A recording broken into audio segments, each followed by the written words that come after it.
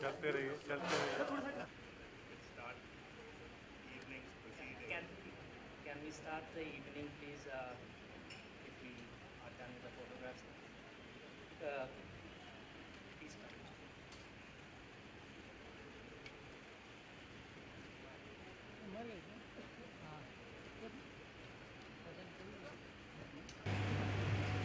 Shamji, Maithili ji, distinguished guests, ladies and gentlemen.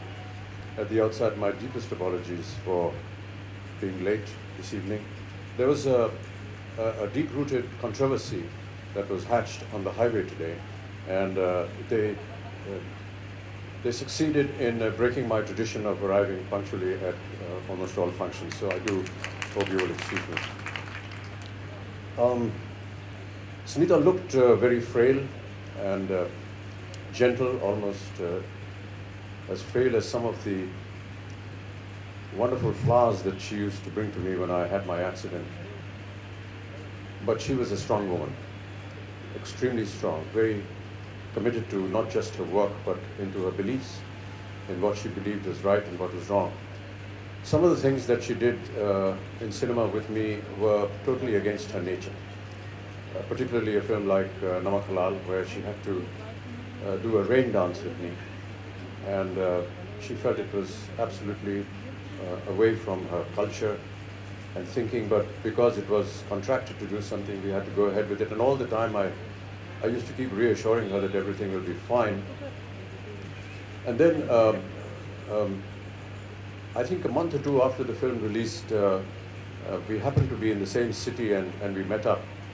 And she said, you know, Amitabh, I've worked in so many good films, great cinema, but I feel so sad because at the airport today, all they were referring to was Namak Halal.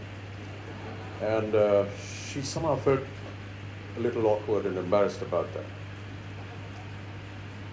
But the greatest thing that I want to recall about Smita is her having a sense of premonition. She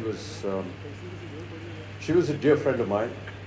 We worked together in some very important films. But other than meeting her on sets, I never really had a social equation with her. And so when I was shooting for my film Coolie in Bangalore,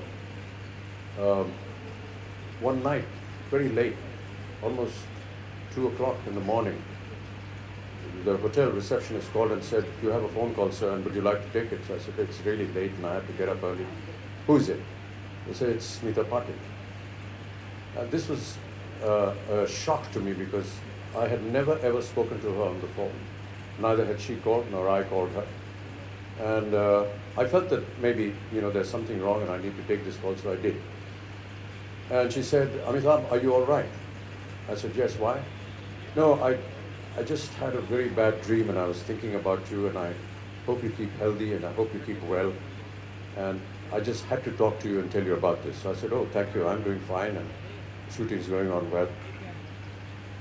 The next morning, I had my accident in Coolie.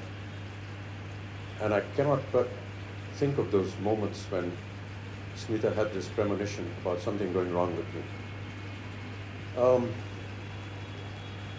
I've read through some of the portions of this book and I must congratulate you, Maithili ji, for really putting across the book in a great amount of elegance and in eloquence as well.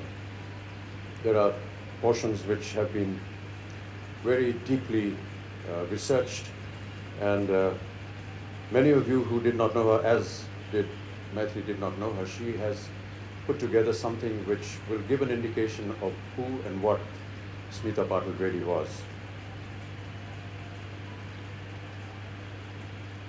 I'm going to read a few portions of this book a little later, but these are some of the words that I remember today about Smita. She was ill during a time when I was about to travel to Mauritius, and I finished very late at night here at a concert and caught a flight to Mauritius, and when I reached Mauritius, she had left us. It will always be one of my most saddest moments because she was not just a dear friend and colleague, but a great human being. Thank you, ladies and gentlemen.